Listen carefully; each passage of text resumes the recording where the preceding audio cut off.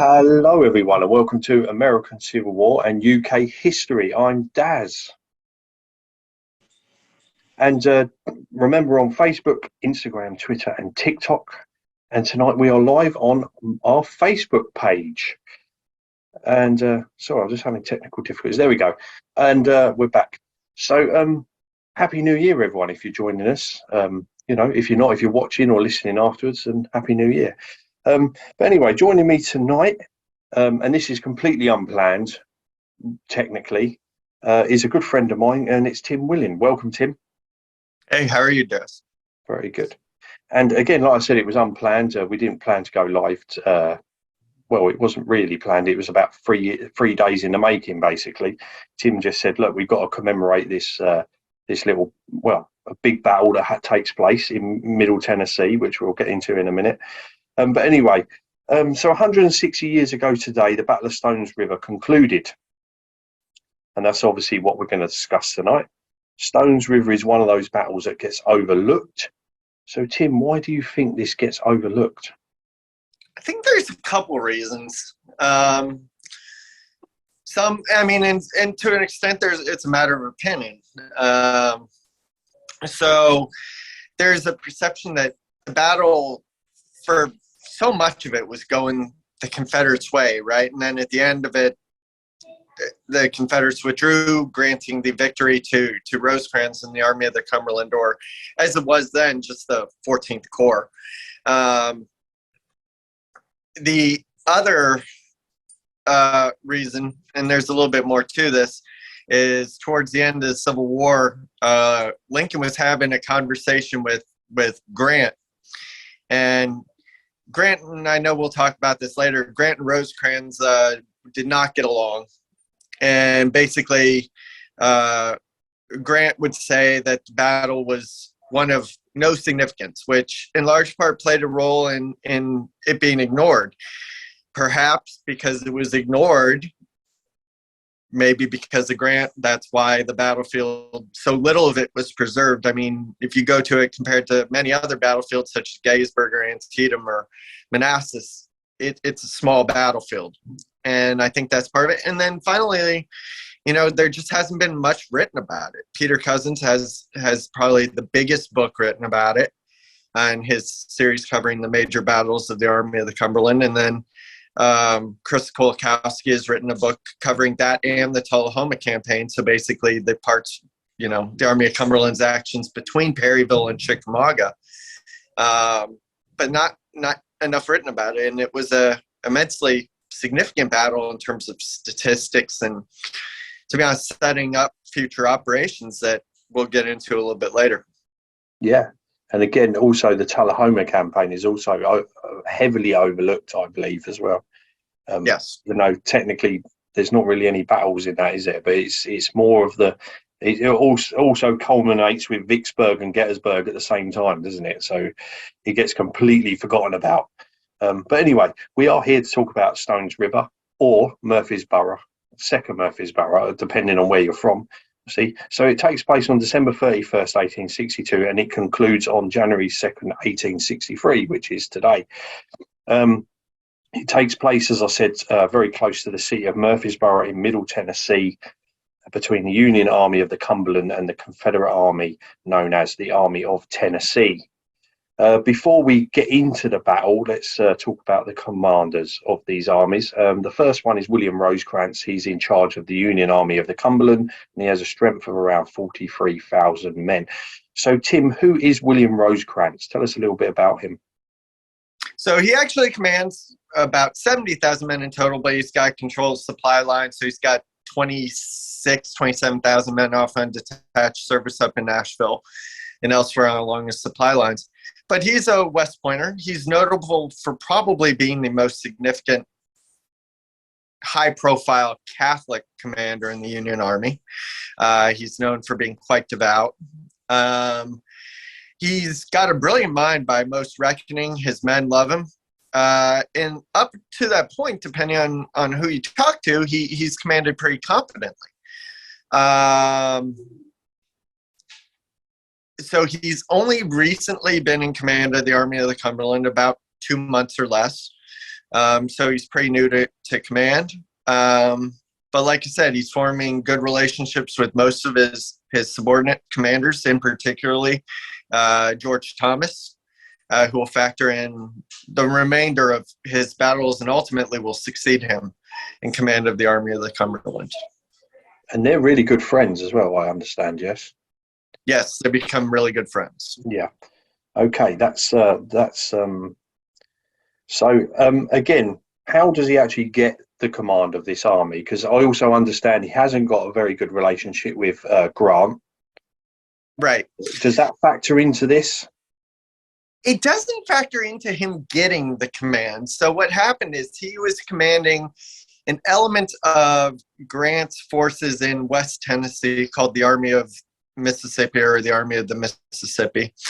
And he fights at two battles in the Corinth campaign. So after Shiloh, Henry Halleck takes command of the combined forces of Grant and Buell and moves very slowly and takes Corinth. Afterwards, shortly thereafter, due to issues with McClellan, Lincoln calls Halleck, who's overseeing some of the war's great victories between Fort Henry and Donelson, to capture Nashville, Shiloh, and now Corinth. Halleck's a logical choice in Lincoln's mind to pull him east. So initially, Grant likes Rosecrans, but after both Iuka and Corinth, when the Confederates are pushed away, in Grant's mind, Rosecrans doesn't pursue aggressively enough. He does not relieve Rosecrans, though there's some indication, or in his writings, he indicates that he was about to. But he is basically pulled up to command what was then the Army of the Ohio, up in southern Kentucky, northern Tennessee, taking over for Don Carlos Buell, who was just too timid in Lincoln's mind. And that's after the Battle of Perryville. Mm-hmm. And let's look at the Confederacy now, because there's a sort of a controversial, well, he's not controversial, but he's not a very well liked figure, and that is Braxton Bragg, and he's in charge of the Army of Tennessee with around about 35,000 men. So explain a little bit about Braxton Bragg, please, mate. So Braxton Bragg is a notable figure in America at that time, really. He's noted as an accomplished artillerist from the Mexican War. He's complimented by his commanding officers, both Taylor and Scott, during that war for his skill as an artilleryman. He's renowned for it, really. But when the South secedes, he throws his lot in with the Confederacy. And he's initially given commands along the Gulf Coast, and then about the time of Shiloh, he's brought up by Albert Sidney Johnston from Alabama, from Pensacola, Florida, actually, to join the Confederate Army of, I think they were going by Army of the Mississippi at the time, in Corinth, and then takes part as one of the division commanders under Albert Sidney Johnston. He's known as a rigid disciplinarian. Here, there's stories about him hanging and shooting people for disobeying orders and exercising poor discipline throughout the war, beginning during the Shiloh campaign. He likes any effort to impose more discipline. He's also very close with Jefferson Davis, who he's known for years, and who had been somewhat of a benefactor, would continue to be a benefactor of his throughout the war. But in large part because of his stern nature, his rigidity, he doesn't make friends with he shouldn't as their commander, but he isn't on great terms with many of his subordinates, particularly the Bishop General of the South, Leonidas Polk, is one that he frequently clashes with. Another figure who will factor in at Stones River and other battles is Benjamin Franklin Cheatham, who will command all Tennessee division, and he is a native Tennessean, but he's also known as a hard drinker. So who do you believe in many of these circumstances? But that about sums up Bragg up to the battle. He hadn't done particularly well. He wins the tactical victory at Perryville, but then retreats, and that displeases many. At that time, calls go up to Jefferson Davis to relieve him then, and replace him with Joseph E. Johnston, who always remains the kind of Lee kind of gets a reputation. But to many people, if you ask them, the beau ideal of the Confederacy throughout much of the war was Johnston. Mm-hmm. And so, again, he has a very, very good relationship with Davies, doesn't he? So it's literally the polar opposite of Bragg's. He hates Johnston, loves Bragg, or at least, I would say love is an appropriate word for Davis toward. Okay, let's build up to the battle then. So, please explain how we get to to Murfreesboro and Stones River in the first place, please, Tim. Okay, so as they're moving south, Buell is relieved by Rosecrans as they approach or getting close to Nashville. I'm not sure which, but Rosecrans basically takes over Nashville, and he immediately is basically hounded by Lincoln, basically like by the administration. Essentially with them saying, if you don't move, we're going to fire you too. But he insists on training his men, reorganizing. He launches a raid, cavalry raid up into, from southern Kentucky into the Tennessee Valley in north central Tennessee. Finally, around about Christmas Day, they get moving from Nashville. Keep in mind, he's got that army, as I mentioned at the beginning, of about 70,000 men, but he has to leave troops to guard the supply line back into Kentucky, leave troops to garrison Nashville. He knows that Joe Wheeler's cavalry and Nathan Bedford Forrest's cavalry, I think neither are officially part of the Army of Tennessee, but they are working in conjunction with it. He knows they're out there, so he has a lot of territory to protect. Central Tennessee has basically been what they call the heartland of the Confederacy has been ripped out of the Confederacy after the Henry Donaldson campaign. So the Confederates are always itching to take it back or damage Union control over it. Middle Tennessee is very much still a center of Confederate sentiment, particularly Murfreesboro. He knows that Bragg has been at Murfreesboro for 2 months prior to starting this campaign, so since about October, because Bragg fell back through East Tennessee, went to Chattanooga, and then came up to Murfreesboro. So Rosecrans knows where he is, and on about Christmas Day, he begins the movement south, kind of southeast, actually. And if you look at a map, granted, the city of Nashville is much bigger, the city of Murfreesboro is much bigger, so the distance on a modern map doesn't look as great as it is, but it really wasn't a big move either way. And by the 28th or 29th, he's basically opposite the Confederate Army. And on the night of the 30th, the two lines are basically sleeping less than 700 yards apart. Yeah. And there's also a little interesting fact that I learned when I was researching this, and this is the night before the battle, one of the bands, and I don't know which band it is, they strike up the tune Home Sweet Home, and then of course both bands start playing this song. Imagine that. It must have been amazing. Of course, the next day they're going to be killing each other, but just shows that human element to the Civil War, really, doesn't it? Do you have anything to add to that, Tim? Yeah, in addition, they actually had kind of a battle of the bands the night before. Mm-hmm. So the Union bands were playing Hail Columbia and other Northern patriotic airs, and the Confederates were playing Dixie and Bonnie Blue Flag, kind of as some say it was a prelude to the actual battle. And then they had the Home Sweet Home, kind of as a unifying element, so to speak. Yeah, that's really sort of, and again, a lot of these guys are missing their home. They've probably been away for quite some time at this point, haven't they? And of course, it's just been Christmas, it's New Year. They're probably missing their families. Okay, so the Battle of Stones River starts on December 31st, 1862. So, Tim, take us through how the battle unfolds on the 31st. And of course, there's two main parts of the battlefield, which is one that's called Hell's Half Acre, and the other one is called the Slaughter Pen. So, please explain the battle. Okay. So first, it's probably important to talk about what the two army commanders had planned. And it is interesting that both the Union and Confederate commanders, Bragg and Rosecrans, planned the same thing. It was, so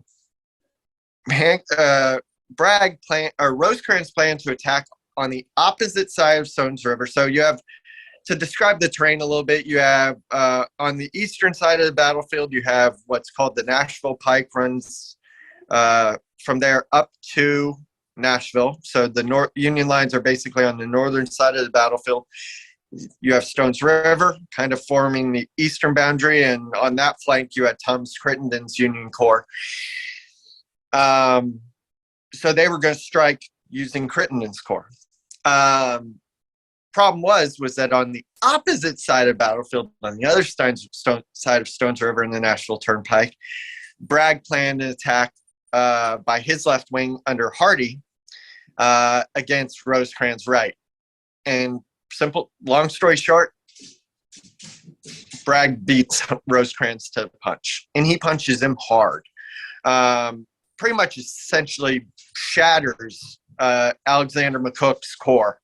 Or division, I guess. Is it division? It was his corps. Shatters two divisions of the Union Army, pretty much like that. I mean, they put up a fight. They're barely finishing their breakfast when the Confederates under Hardee strike, and it's really General McCown's division, and he's hitting Augustus Williches. He's been in the news a lot lately. He was the German general who moved over, fought for Union. I think he had a statue at one point up in Madison, which I think they just replaced in Madison, Wisconsin. But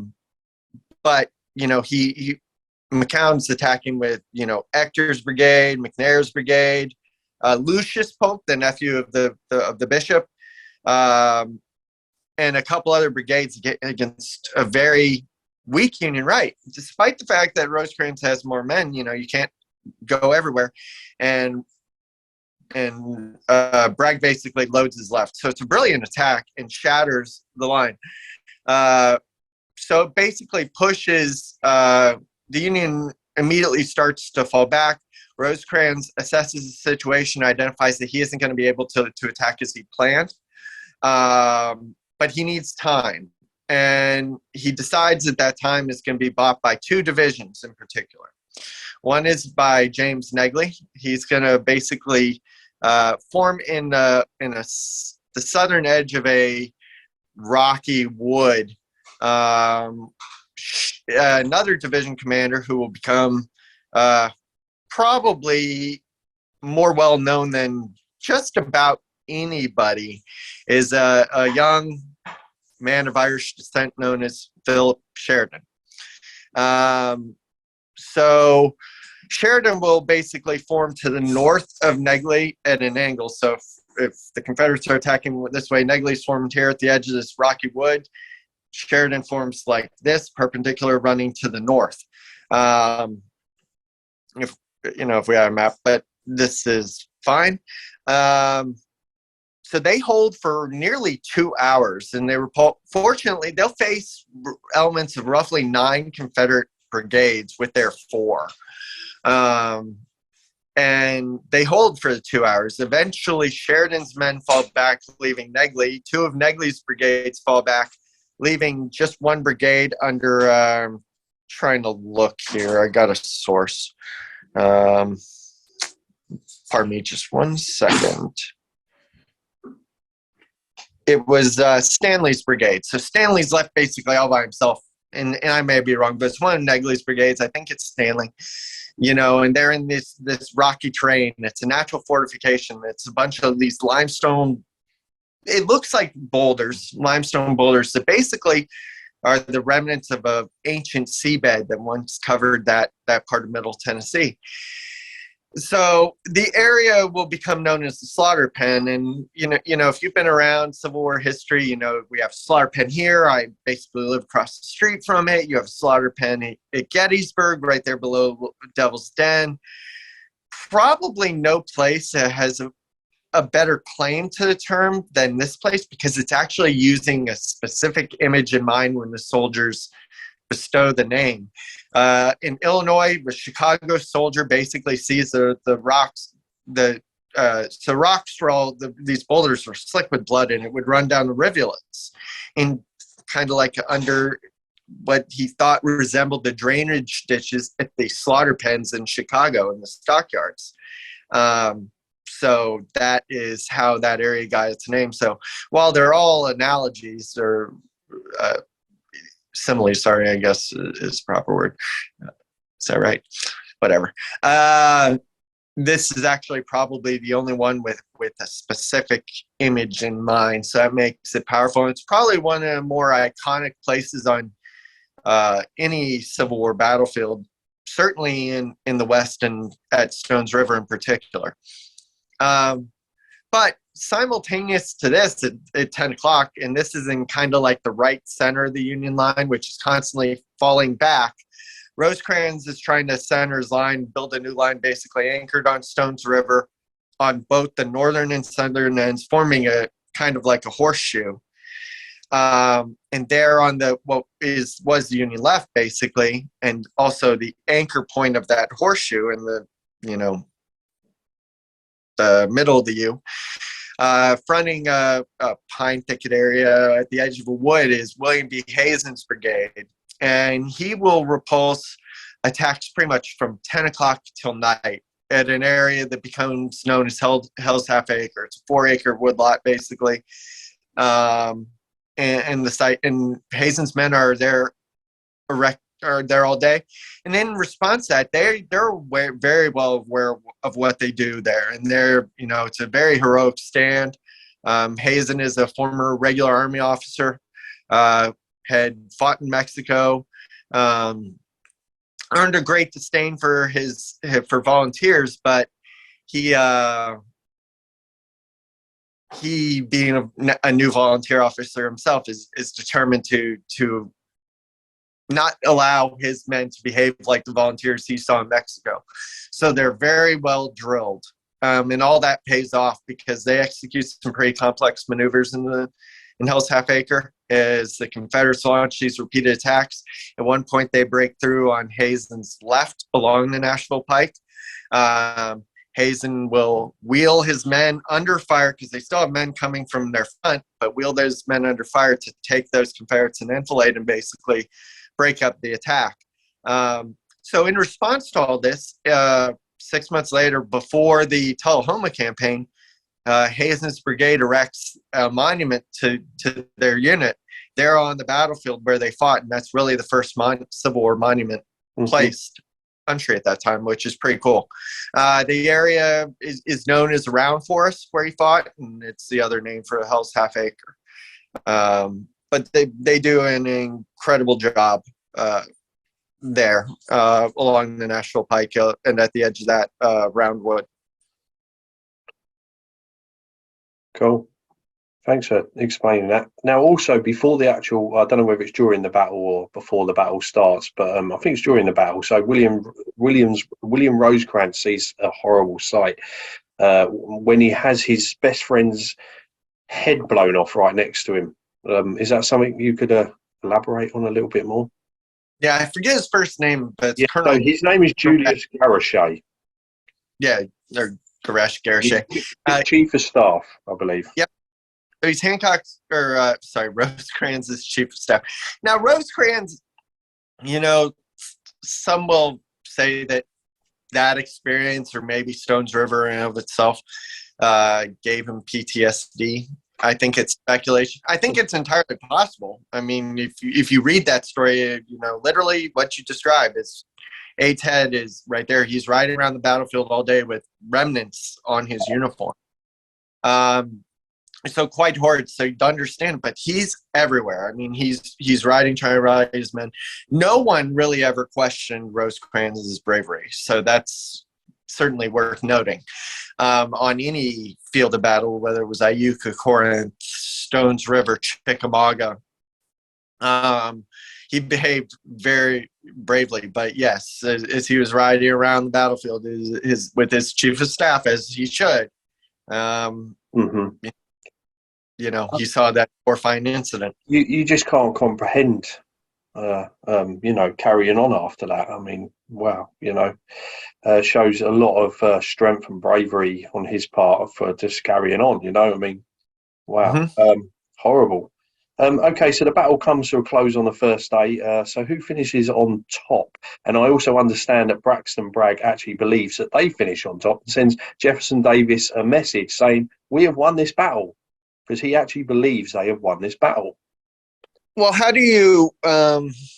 It all comes down to how do you measure victory?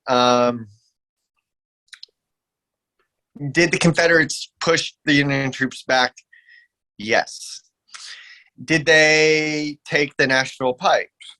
No. Was that was their objective? Kind of like Chancellorsville, where a surprise attack wrecks Hooker's 11th Corps. Some would argue that didn't become a disaster really until the next day when the Union abandons Hazel Grove. In this event, the Union troops are pushed back in that compact horseshoe, basically anchored on their left by Stones River, anchored on their right by Stones River. So the Union line is in a very strong position. They control that road. But yes, in terms of casualties inflicted, the Confederates have inflicted more casualties. Bragg sees that he's captured about 3,000 men. And as a result of that, will believe that he's inflicted more casualties, which he actually has. And he'll send a message off to Richmond that, he's inflicted a defeat on the Union Army. And very reminiscent to Shiloh, actually, because PGT Beauregard on the first day does that. Come the next day, however, he'll find out that is not entirely the case because Rosecrans is still there. Yeah. And again, we move on to the 1st of January, 1863, but it's sort of, there's something really, really important that happens on that exact day as well, and that is the Emancipation Proclamation comes into effect. So I just want to talk a little bit about that, if we could, because that's 160 years ago as well. So just tell us about the implications of the Emancipation Proclamation and what it was all about. Oh, you're making me shift theaters. Sorry. So, kind of as a result of some downturns and perceived downturns in the Union war effort in 1862, it started on such a high note with Fort Henry and Donelson. But then McClellan gets bogged down on the peninsula. He's,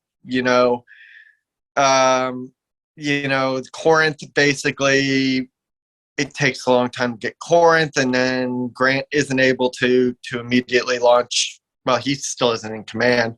Halleck is in charge there, moves very slow. He isn't anticipating further operations south. He isn't thinking Vicksburg.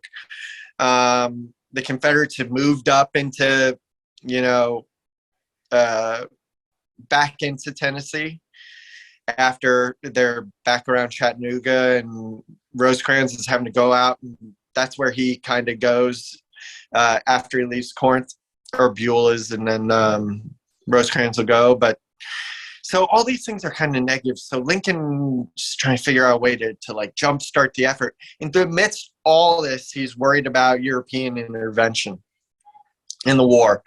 Now, not entirely because of that.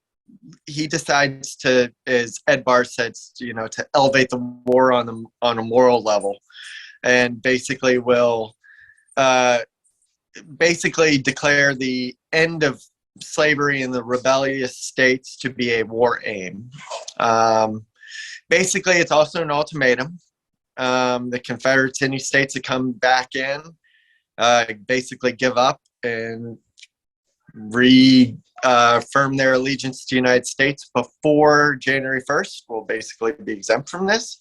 The border states, it doesn't apply to. It doesn't apply to any Union states such as Delaware, that where slavery is legal. Only those states currently in rebellion, and specifically those areas within those states that are not occupied by Union troops. Mm-hmm. So if you're in Clarksville, Tennessee, this doesn't apply to you. If you're in Nashville, this doesn't apply to you. Mm-hmm. But basically, states come January 1st, all slaves in those states in rebellion or any part of those states in rebellion, the slaves residing in those states will then thenceforth and forever be free.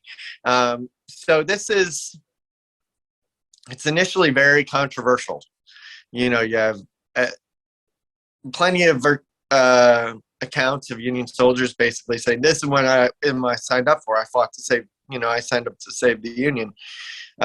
In large, there's numerous reasons for that, and that's a whole different podcast probably in of itself. But suffice to say, not everyone was on board.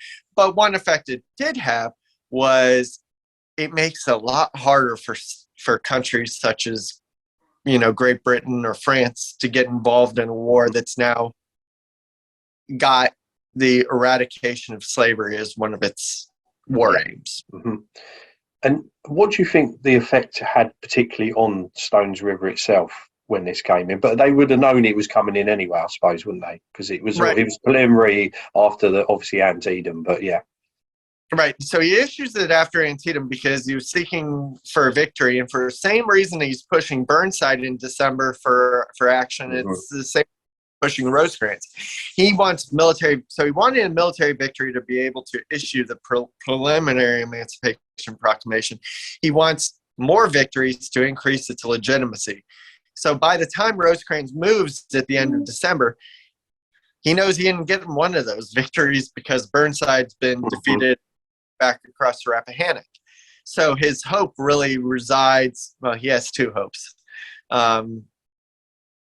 Mainly with Rosecrans, because he has Bragg has a much larger army and major battles more likely.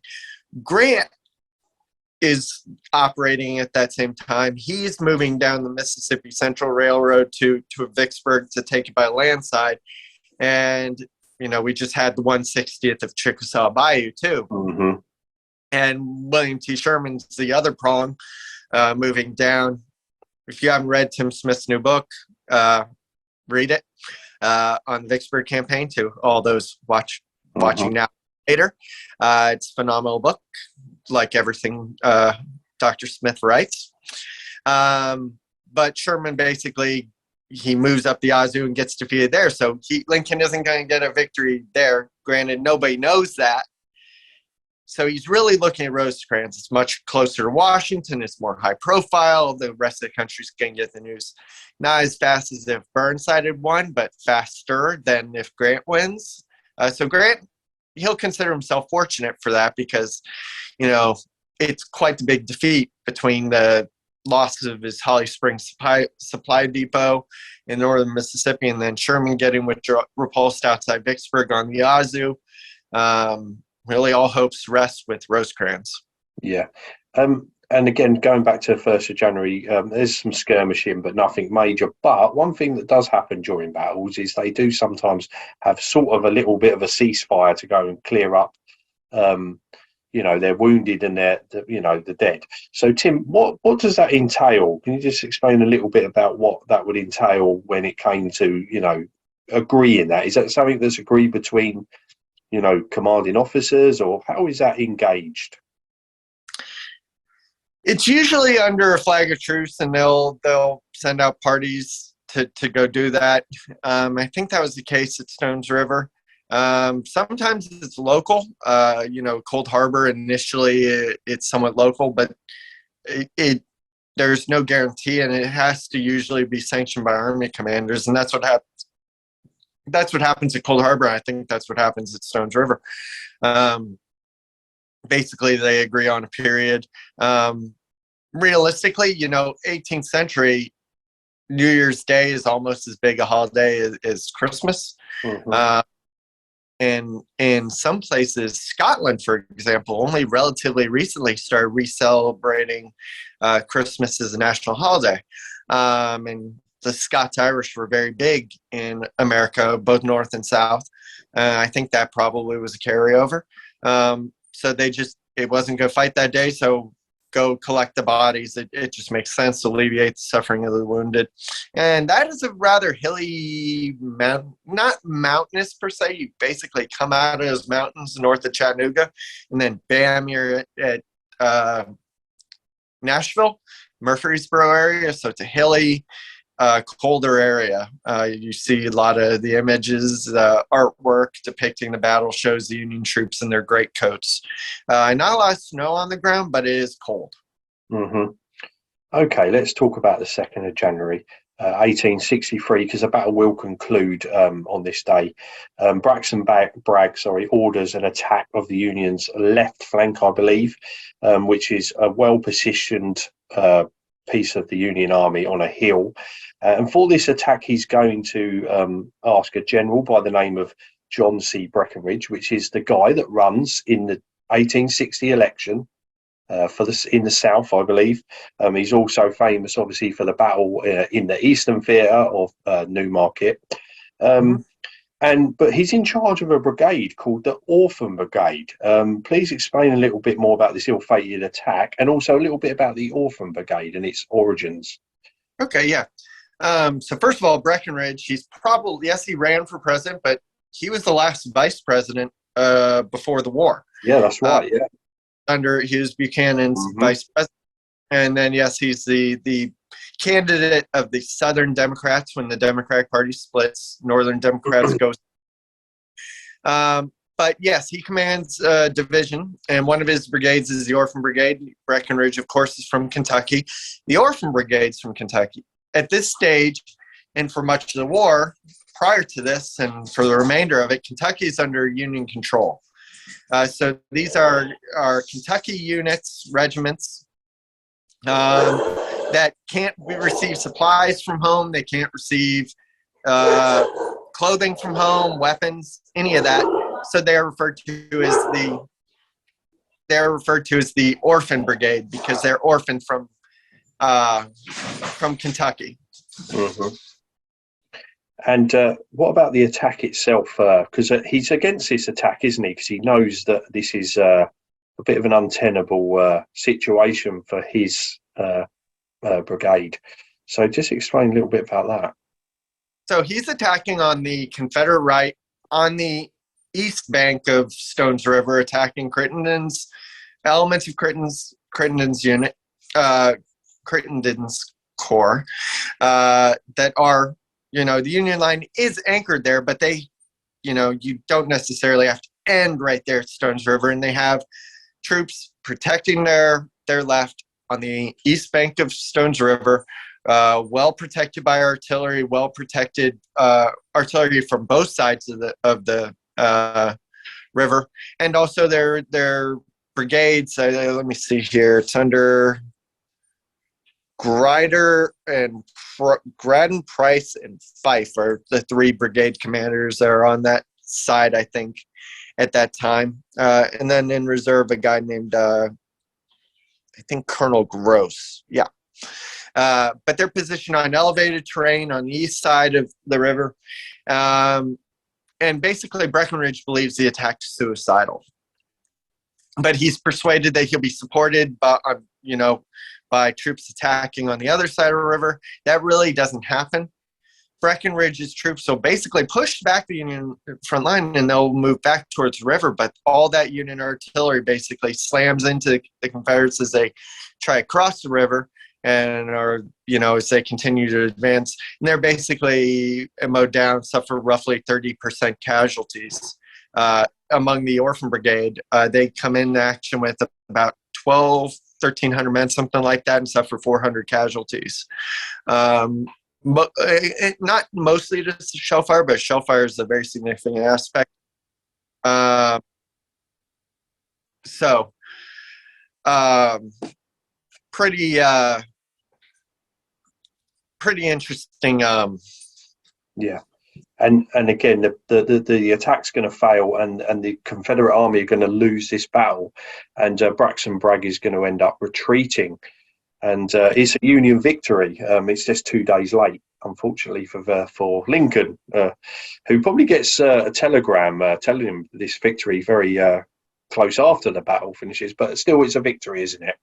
And he sells it as such. I mean, the Union troops will sell it as a victory pretty much from the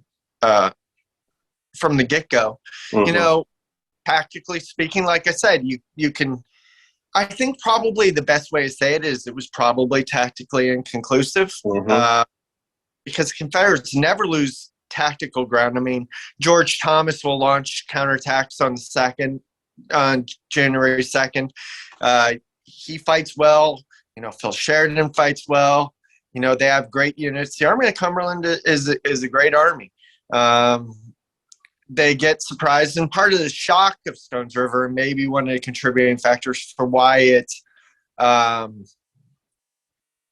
isn't as well known, is because the third time in a year that Union forces in the West have been victimized by a surprise attack. You know, the Confederates during their breakout attempt at Fort Donelson, and that's an early morning surprise attack. Then you have the big daddy of them all at Shiloh, early morning surprise attack, and then this one at 6 a.m. Yeah, Union troops still working on breakfast. So that's the third time in a year, less than a year, really, because Fort Donelson's February of 62. So in just 10 months, you know, you've had these three incidents. And yes, that wasn't necessarily involving the Army of the Cumberland for any of them. But it is in the Western Theater. Yeah. And again, I want to point out, this was the biggest percentage of casualties of the whole of the American Civil War in this battle. And this is why I can't understand why it's overlooked. Total casualties were around about 25,000 of this battle, 13,000, well, nearly 14,000 Union, and nearly 12,000 Confederates. And the percentages were 3.8% killed, you know, so it's quite a big amount. And also, as Tim has said earlier, another little interesting fact about the Hazen Brigade Monument, which Tim has already said about, at Stones River National Battlefield, Murfreesboro, Tennessee, is the oldest American Civil War monument remaining in its original battlefield location. And so that's pretty cool. Just before we finish up here, Tim, again, I know I was saying about Stones River being overlooked, but why do you think the West in general, the Western theatre, has been so overlooked over the last few years? But I've noticed the last few years it seems to be making it seems to be coming up, and people seem to be getting a bit more interested in it. Yeah, I'm passionate about this too, despite where I live. For me, it's always been relevant because, you know, my family's from that part of the country, you know, from the Midwest, and most of my relatives that were in the war weren't here. I've lived here most of my life, but, you know, as I got into look at my own family experiences, you know, I found that they were all at, you know, places like Donelson, Shiloh. I had some cousins at this battle at Stones River, Vicksburg. But in general, the simple answer is the seats of government are in the Eastern Theater, Richmond and Washington. All the major media markets are in the Eastern Theater. And so by default, that's going to pull the country's attention. The biggest population centers, Philadelphia, Baltimore, New York, and Boston. And those are the Army where those, you know, locales are providing their men and boys to is the Army of the Potomac. Yes, there's a couple Pennsylvania units in the Army of Cumberland and in Grant's Army and such. But by and large, those armies are in the West are populated by farm boys from Illinois, Ohio, Indiana, Wisconsin, Minnesota. so on and so forth, and as you get further west to Grant's army, you've got some Nebraska units thrown in there, Kansas, Missouri troops, a lot more rural. And people need to remember, even though those major population centers in the East may have caused the Eastern Theater to get more attention, 80% of the country is rural. And it's kind of a shame because even Lincoln, well before Stones River, is identifying the West as kind of the decisive area. That the campaign for the Mississippi River and basically through the Confederate heartland down, Chattanooga, Atlanta, the Trans-Appalachian West or Appalachian West, depending on what part of America you're coming from. Yeah. But the Trans-Appalachian West is, the area between the Appalachian Mountains and the Mississippi is the decisive theater. And that really is becoming central. I mean, to an extent, it's because of Grant. And Nate has said that in the comments as well. Nathan has mentioned that it was partly Grant's fault for Stones River, for the lack of interest in Stones River. But I think you spoke a little bit about that, at the beginning. But carry on. But so, Grant's profile, and he, at about this time, he started his Vicksburg campaign, and 5 months later, he'll have Vicksburg encircled and it will surrender, of course, the 4th of July.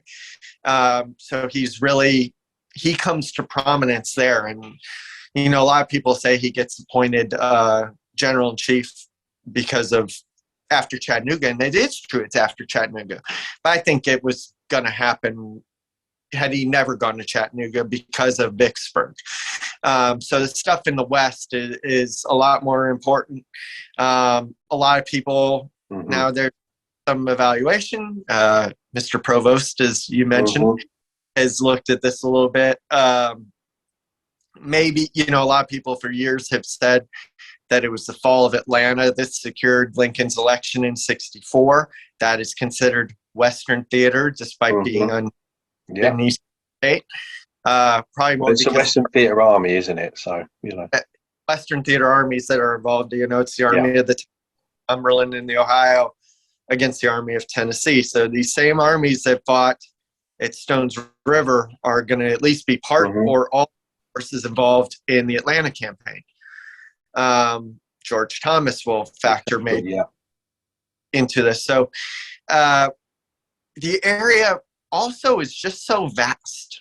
The area that they cover, pretty much the entire Eastern Theater takes place in that little, with the exception of Antietam and Gettysburg, which really aren't that far out of it, but takes place in a relatively narrow area of Virginia, roughly 100 miles. The Western Theater is spread out through 5-6 states.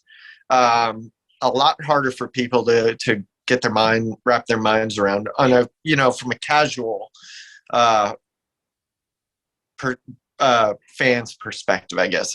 Fan's the wrong word. Casual person with casual interest perspective. And thanks a lot.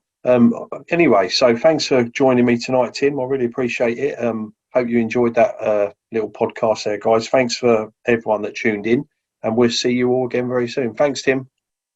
Yep. Thanks, Des. As always.